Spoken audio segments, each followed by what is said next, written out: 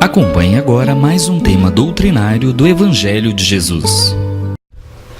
A pergunta 625 do Livro dos Espíritos. Allan Kardec se dirige aos espíritos bondosos, questionando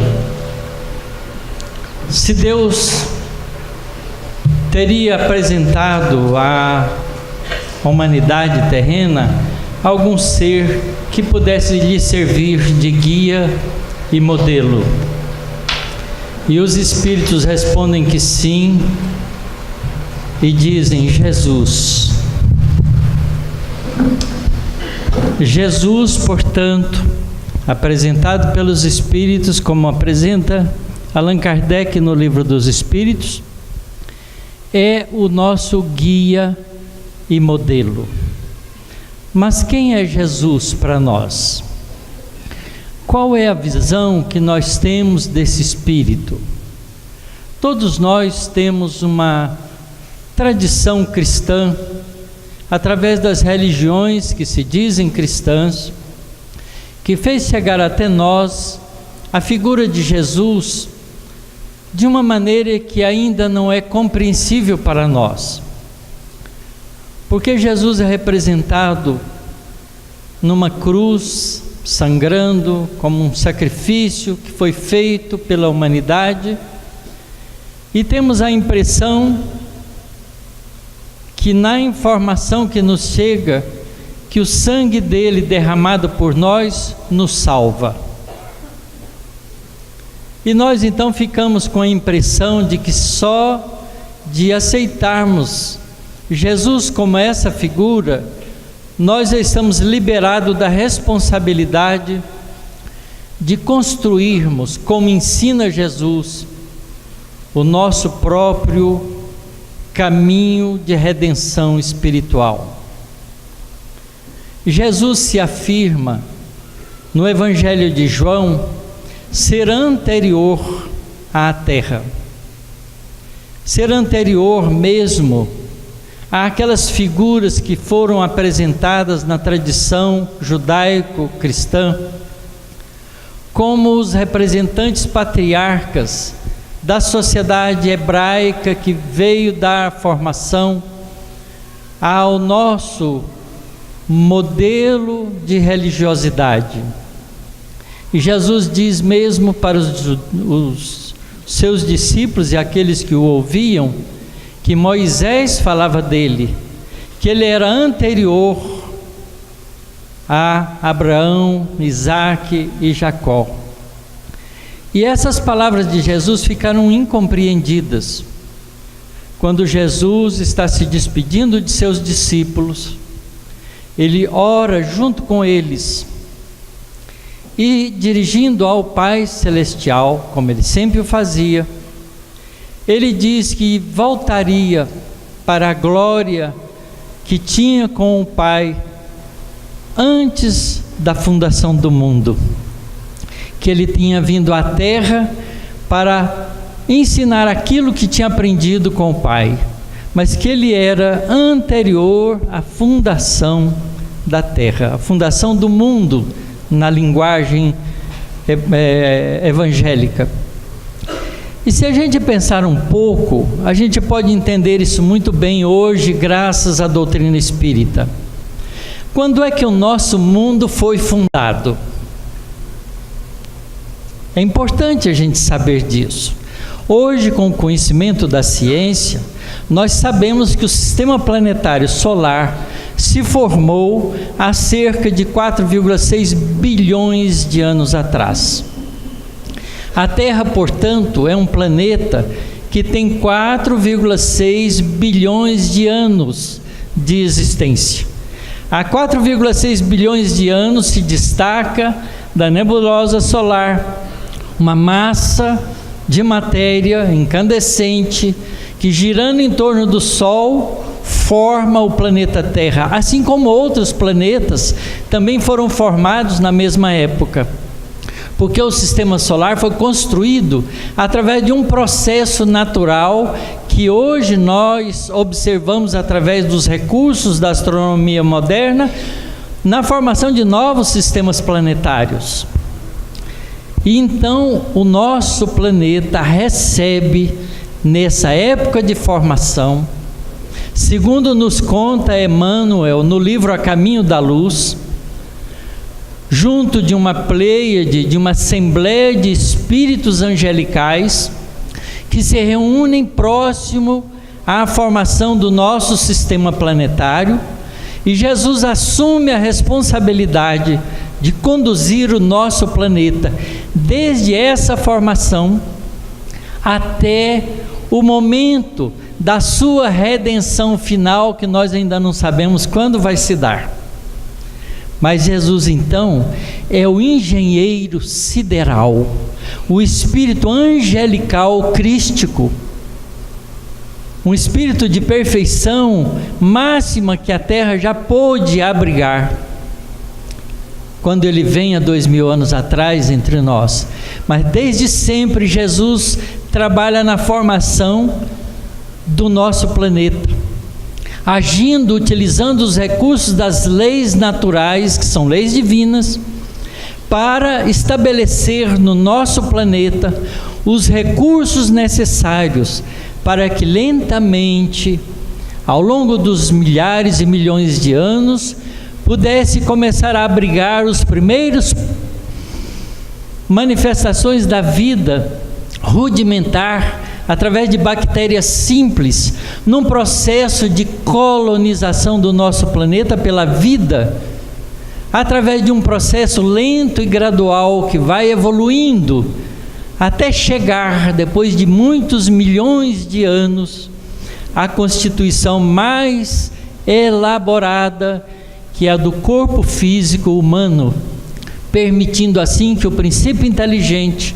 pudesse, abrigando nessas vidas primitivas, se desenvolvesse ao longo de milhares e milhões de repetições, até chegar à condição de espírito humano, isto é, quando o princípio inteligente, já desenvolvido, conquista a consciência da sua própria individualidade. É curioso isso.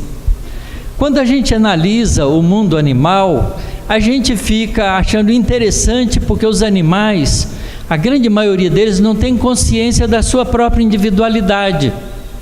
Quando a gente pega um espelho, por exemplo, e coloca um gato na frente do espelho, ele fica todo ouriçado, achando que aquele é outro gato, e se coloca na posição de defensiva, porque é outro gato que está ali perto dele. Mas ele vê que aquela imagem não faz nada, ele então desanima, dá uma volta, vai atrás do espelho, não encontra gato nenhum, vai embora. Mas se a gente fizer isso na frente de um chimpanzé, a coisa muda de figura. A primeira coisa que o chimpanzé faz na frente do espelho é começar a se exibir para a sua imagem.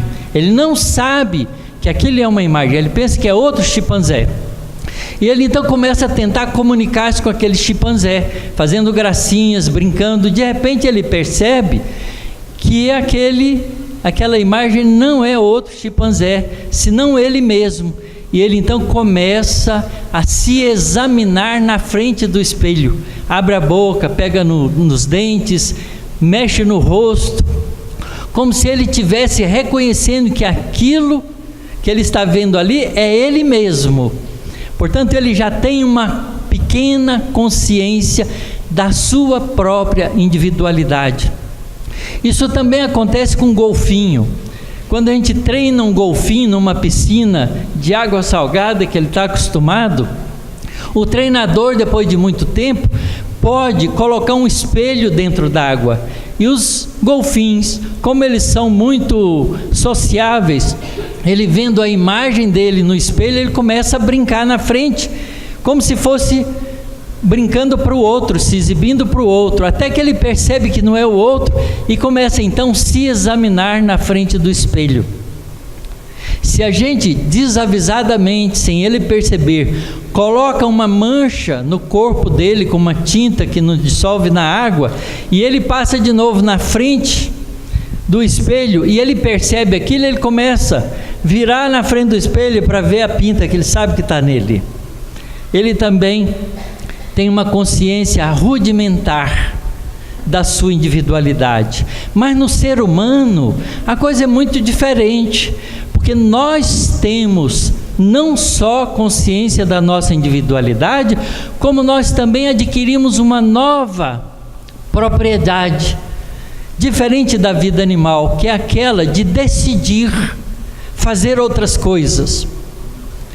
Se nós, por exemplo, comemos uma casca de banana descascando-a, em qualquer momento a gente pode dizer: hoje eu não vou fazer assim, vou comer com casca e tudo. Porque a gente toma essa decisão. O animal não faz isso. Os macacos não fazem isso. Eles comem a banana sempre do mesmo jeito. Quer dizer, essa capacidade de tomar decisão e de saber que você é você mesmo e o resto do mundo é o resto, é a consciência da individualidade que o espírito assume quando deixa de ser um princípio inteligente comum, ainda na fase animal, para se tornar um espírito humano. A partir daí, o indivíduo como espírito começa a desenvolver com a consciência da sua própria individualidade e começa então a construir um banco de memória de experienciação que lhe dá condições cada vez mais de decidir novas medidas com o recurso que ele já tem adquirido. Então ele, através das experiências da vida, vai se desenvolvendo, até que chega uma fase mais adiantada, depois de milhares de anos, que ele começa a ter uma nova consciência interessante, que é aquela de que aquilo que dói nele, dói no seu semelhante. Aquilo que é agradável para ele é também agradável para o seu semelhante. Então ele começa a desenvolver uma nova consciência, que é a consciência da responsabilidade das suas ações. Então o espírito humano, quando chega nessa fase, deixa de ser um homem primitivo para ser e começar a primeira fase da civilização. Deixa de viver no mundo primitivo, como descreve o Evangelho segundo o Espiritismo no capítulo 3, muitas moradas na casa de meu pai, e começa a viver então uma nova fase da vida, que é a vida no mundo de provas e expiações. Por que provas e expiações? Porque se a gente já adquire a consciência da responsabilidade de nossos atos, nós temos que assumir as consequências daquilo que fazemos. O nosso livre-arbítrio não é um livre-arbítrio puramente experiencial mais, mas é um livre-arbítrio de tomada de decisões que implica em resultados coletivos para aqueles que convivem conosco. E a nossa responsabilidade então cresce, e nós passamos a ser responsáveis por aquilo que fazemos. Daí vivermos no mundo de provas e expiações. O que vem a ser um mundo de provas e expiações? É um mundo que está num nível evolutivo tal que o espírito que nasce num corpo físico, no mundo de provas e expiações, tem 4 atividades a ser realizado como um programa espiritual. O primeiro deles é, ao nascer de novo, no processo reencarnatório, enfrentar as consequências de seus atos equivocados ou as consequências de seus atos bem elaborados. Então ele recebe em troco, de volta, aquilo que ele promove no meio social em que ele vive. Isso se chama assumir a responsabilidade de seus atos. Como a gente, no mundo de provas e expiações, não tem muito adiantamento moral, a gente geralmente sofre as consequências dos nossos equívocos muito mais do que somos felizes em consequência dos nossos bons atos. Porque no mundo de provas e expiações, ainda o mal, por causa da ignorância, predomina sobre o bem. Então a criatura nasce, um dos programas da vida dele no processo encarnatório é enfrentar as consequências das suas próprias ações em vidas anteriores. Por isso, expiações, expiar é revivenciar os resultados dos atos cometidos. Então, se a gente, por exemplo, utilizou o nosso braço para matar, para destruir, a gente pode nascer sem ele, num processo de justificação da lei de causa e efeito, onde nós vamos aprender com a falta daquilo que é um instrumento precioso, o mecanismo adequado de utilização desse mesmo processo. E é Jesus quem nos ensina isso. Se tua mão, ou teu olho, ou o teu pé for motivo de escândalo, arranca-o, joga longe de ti. É preferível entreis na vida sem a mão, sem o olho ou sem o pé, do que entrar na vida perfeita e perdê-la de novo.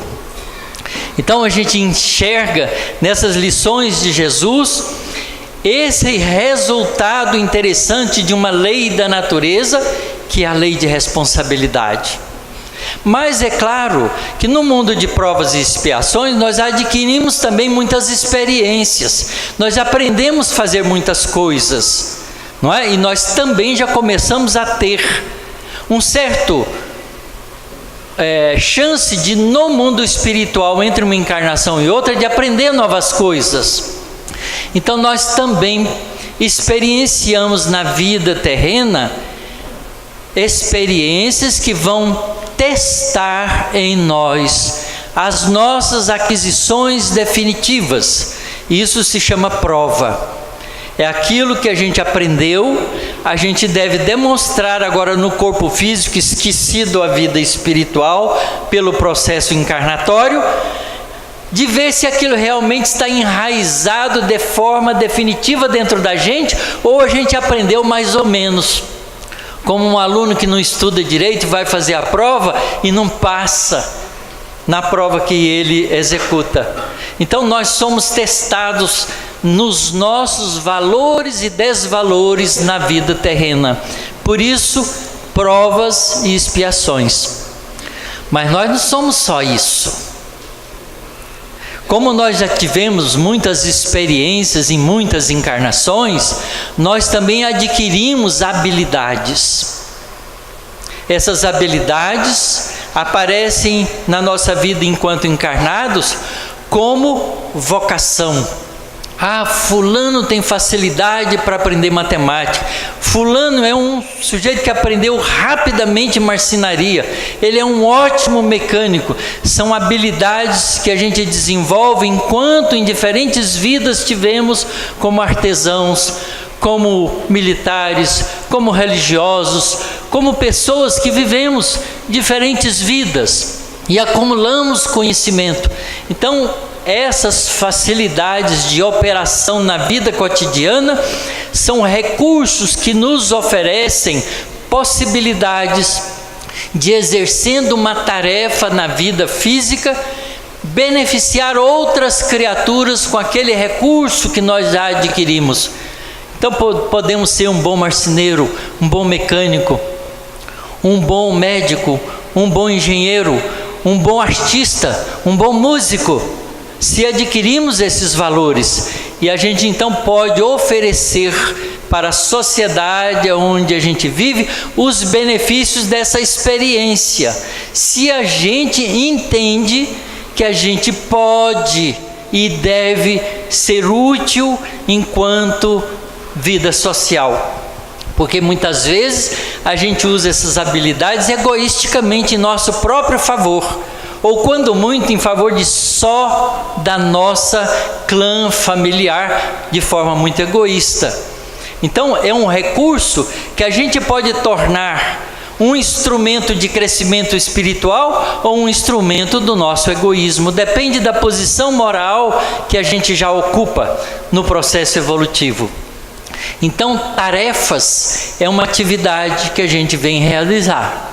E o indivíduo que realiza essas tarefas de maneira adequada passa a ser uma pessoa útil na sociedade. Por isso ele ganha méritos por isso.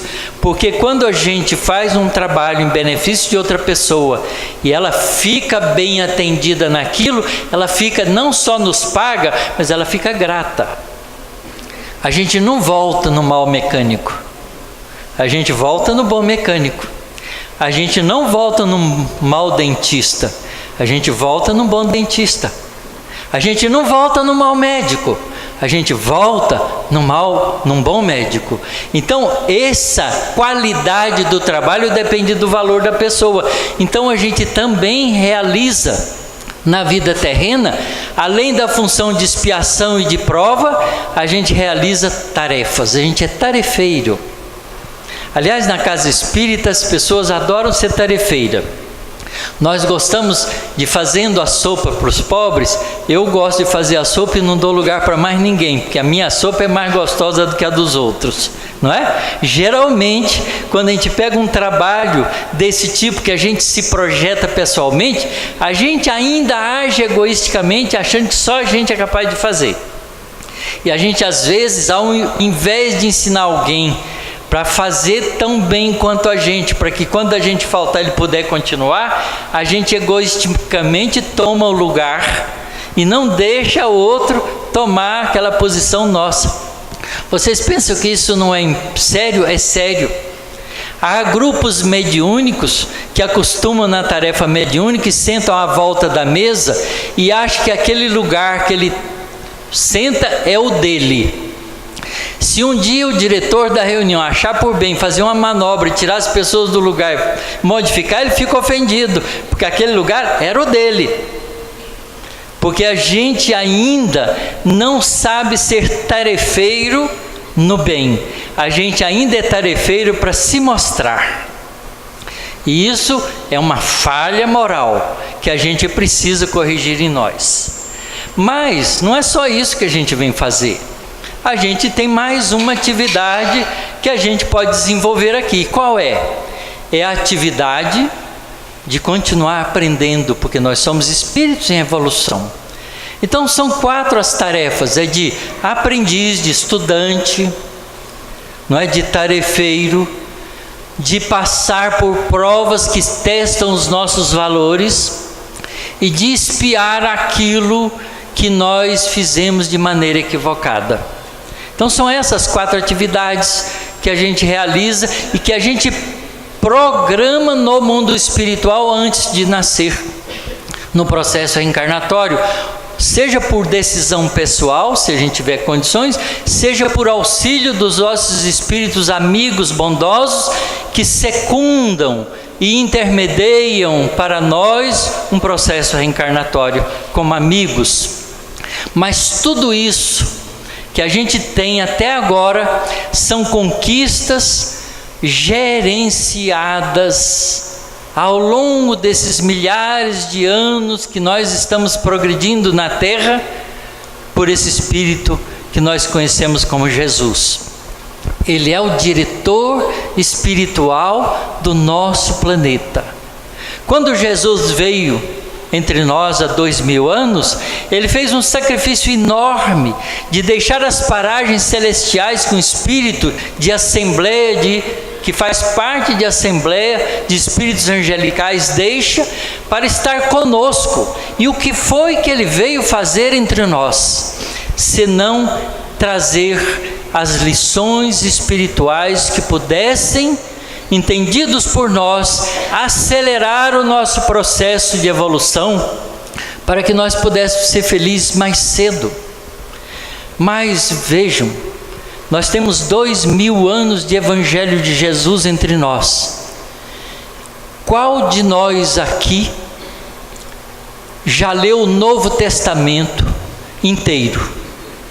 Levante a mão. Nós não conhecemos os ensinamentos de Jesus, que foi trazido e compilado pelos evangelistas. Nós mal lemos as leituras espíritas, mas não as estudamos para incorporar esse conhecimento na nossa vida cotidiana.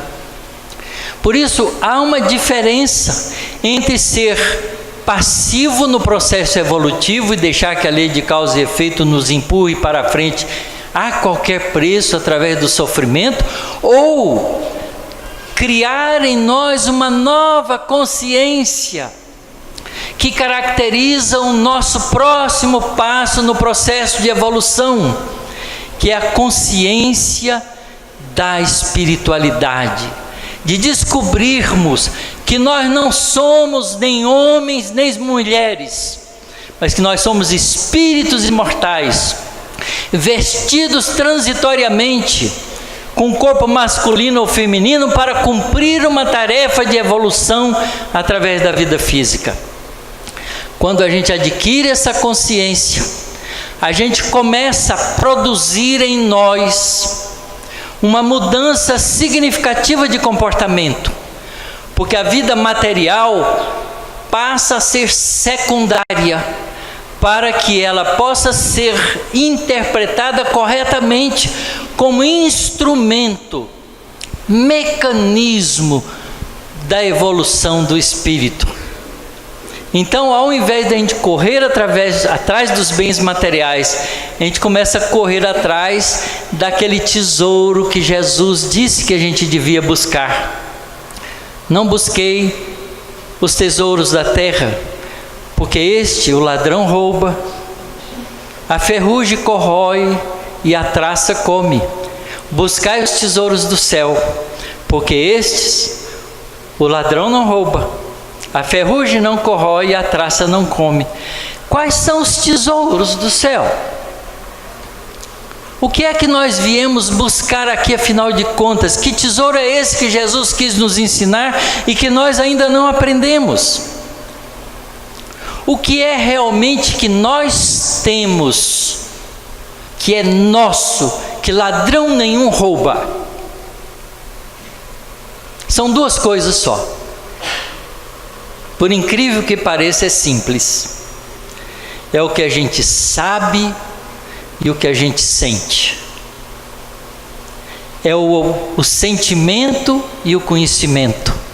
São esses os tesouros do céu que a gente precisa desenvolver, aprender cada vez mais, educar o nosso intelecto, para entendendo as coisas de Deus, podemos tomar decisões acertadas e desenvolver o nosso sentimento no sentido completo, em que Jesus nos ensina, porque Ele resume esse ensinamento, aliás, todos os ensinamentos nesses dois: amar a Deus acima de todas as coisas e amar ao próximo como devemos amar a nós mesmos.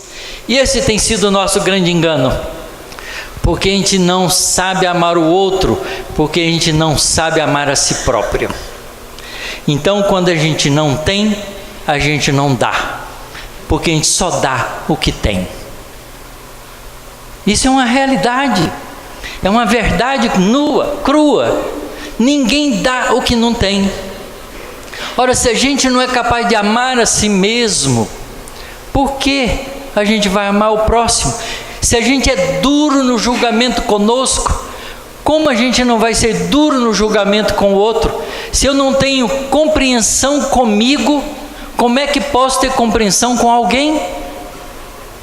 Esse entendimento nós dificultosamente temos esbarrado nele, porque a gente não sabe distinguir entre amor a si mesmo e egoísmo. A gente acha que amar a si mesmo é ser egoísta. Eu gosto de mim, então quero tudo para mim, que se dane os outros. Isso não é amar a si próprio, porque quando a gente ama a gente mesmo, a gente quer o melhor para a gente. E o melhor não é ter, é ser melhor. E essa que é a diferença grande. Então, ao aprender isso, ao entender a realidade espiritual, ao saber que a posição humana é transitória e não tem um significado de permanência, nós passamos a vivenciar a vida utilizando os recursos da vida terrena para crescer como espírito imortal, porque amanhã nós deixaremos esse corpo. Pode ser que muitos de nós aqui deixemos hoje mesmo, a gente não sabe, não é? Quem garante um minuto de vida? Nenhum de nós garante um minuto de vida. Então é importante a gente entender o que é realmente nosso.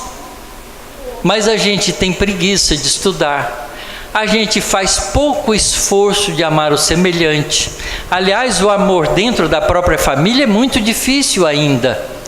Porque quantas famílias brigam, se desentendem justamente por causa da herança, porque quem dá mais valor às coisas materiais do que às coisas do espírito. A gente acha que ter é melhor do que ser, e Jesus vem nos ensinar isso. E as lições evangélicas que Jesus nos deixa são todos nessa direção. Jesus deixa muito claro: quem quiser vir após mim, tome da charrua, não olhe para trás, vem, segue-me. Ele diz isso para o moço rico, que chega perto dele e pergunta: mestre, o que devo fazer para ganhar o reino dos céus? E Jesus então diz a ele: cumpra as leis, né? Ame a Deus, ame o próximo, honre o pai, honre a mãe. E ele então diz: mas eu desde jovem faço isso. E aí Jesus então diz para ele: então, se queres ser perfeito, atingir a perfeição, vai, vende tudo que tem, distribua aos pobres, mas não fique nisso, vem e segue-me.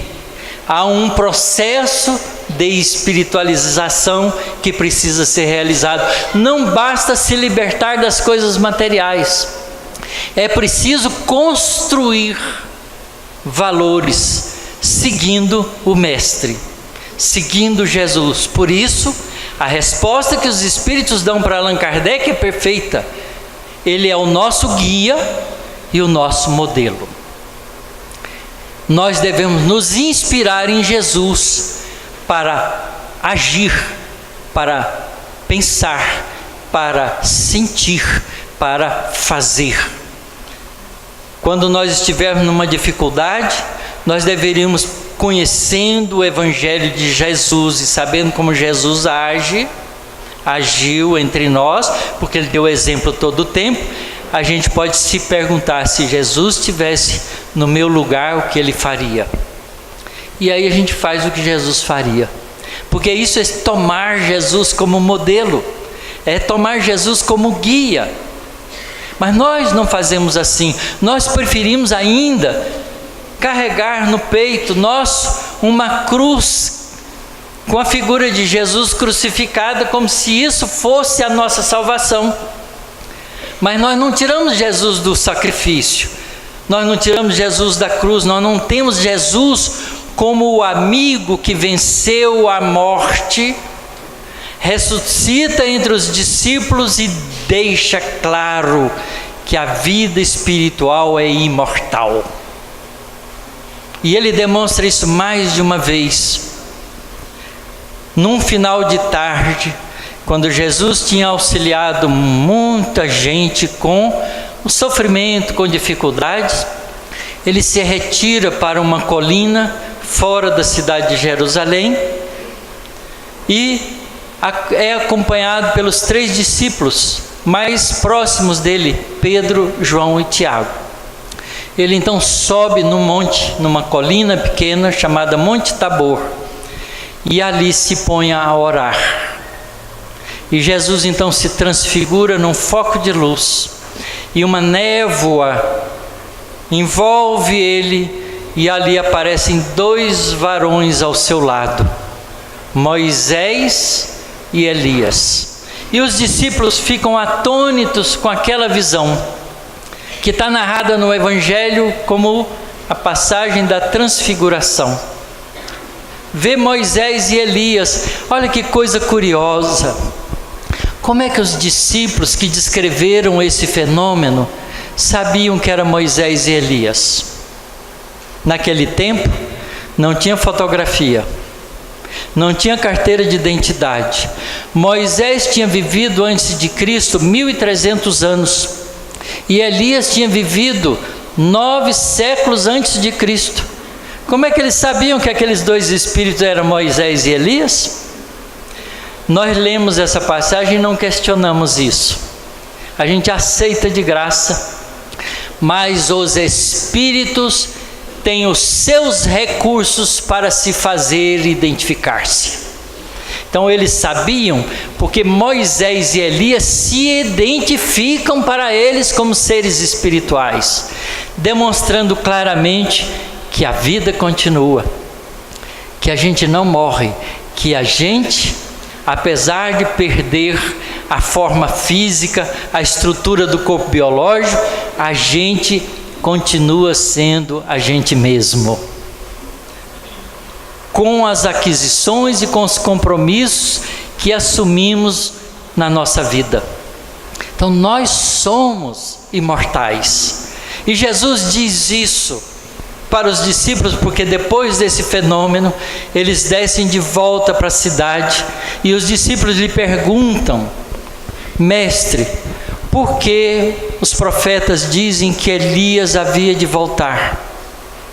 E Jesus responde para eles: sim, é necessário que Elias venha, mas eu vos digo que Elias já veio, e os homens o trataram como quiseram, sem o reconhecê-lo.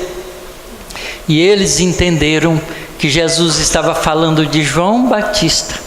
Agora que coisa curiosa, porque se Elias e João Batista é a mesma entidade espiritual, e é porque quando o Espírito aparece para Zacarias, marido de Isabel, já idosos, quer dizer, já tinha passado da idade de ter filhos, e diz para ele: Zacarias, a tua mulher vai ter um filho, o Espírito do Senhor virá com ele, ele virá no espírito de Elias, e será aquele que vai anunciar a vinda do Senhor. Zacarias fica incrédulo com aquilo e diz: mas como a gente pode ter um filho se nós já estamos velhos, duvidando do Espírito? O Espírito então diz para ele: pois bem, você vai ficar mudo até o dia do nascimento dele. E ele parou de falar. E aí Isabel se engravida e nasce depois João Batista no espírito de Elias, como diz o anjo, não é? Que aparece para Zacarias. E Jesus confirma isso dizendo que João Batista era o Elias que havia de vir. Então Jesus, nessas lições, ensina a lei da reencarnação para nós. Porque como é que o Elias podia vir no corpo de João Batista? Pelo processo da gestação de um novo corpo. Elias então assume um corpo novo, fabricado pelo processo da gestação. E é assim que também nós nascemos. Portanto, esses ensinamentos que a doutrina espírita nos traz hoje são ensinamentos do Evangelho de Jesus. Por isso, o papel da doutrina espírita é exatamente fazer o trabalho do Consolador prometido, do Espírito de verdade, que vem recuperar as lições de Jesus na sua autenticidade e ensinar com mais detalhes aquilo que nós não tínhamos compreensão há 2000 anos atrás. Mas não basta isso. Se nós ficarmos admirados disso e não fizermos uso disso, é o mesmo que sentar em cima de um tesouro sem poder usufruir do valor dele. A doutrina espírita é para acordar a nossa realidade espiritual, é para que nós possamos agora, com a consciência da realidade espiritual que somos, interpretarmos corretamente a vida material como oportunidade de crescimento espiritual, de melhoria de nós mesmos, tomando pela nossa própria vontade as rédeas do nosso desenvolvimento com consciência espiritual e podermos inaugurar na Terra uma nova fase de um mundo melhor, que é o mundo de regeneração. Então nós estamos nessa fase de transição, essa fase de transição do mundo de provas e expiações para o mundo de regeneração, ensinados por Jesus. Mas se nós não entendermos isso e não trabalharmos isso por nós mesmos, ao invés de virmos na casa espírita simplesmente para receber, façamos com coragem, tomemos essa decisão, vamos vir na casa espírita para doar. Enquanto estamos aqui, podemos estar pedindo pelo mundo, vibrando pelas pessoas que ainda não conhecem as verdades espirituais, oferecendo do nosso recurso os melhores sentimentos que nós já podemos dar para o bem da terra. E lá fora, sermos cidadãos corretos, honrados, dignos, daqueles cidadãos que, se Jesus estiver do nosso lado, não vai se envergonhar de nossos atos. É isso que precisamos fazer. Se nós queremos um mundo melhor, temos que trabalhar isso em nós. Está em nossas mãos, é nossa decisão, e é isso que Jesus espera de nós. Quem quiser vir até Ele, tome da charrua. O que é a charrua? Charrua é um instrumento de arar a terra, de trabalhar, de sulcar, de fazer renovação. Não olhe para trás, isto é, não fique dividido entre os interesses do mundo e os interesses espirituais. Assuma os interesses espirituais como a coisa primordial. E vem e segue-me. E tomemos Jesus como nosso guia e modelo. Que Jesus nos dê bastante forças, que nós tenhamos a lucidez e o entendimento de fazer vivo dentro de nós essa imagem, para que nós mudemos o nosso comportamento e passemos a construir um mundo de regeneração, começando a regenerarmos em nós mesmos, porque para viver no mundo de regeneração a gente precisa estar fazendo a nossa própria regeneração. Senão a gente terá que ir para o mundo onde haverá choros e ranger de dentes, na linguagem simbólica do Evangelho. Isto é, ser exilado do nosso planeta para um mundo tão atrasado quanto a Terra era 10.000 anos atrás, quando vieram os exilados de Capela para cá. Como ensina para nós Emmanuel no livro A Caminho da Luz.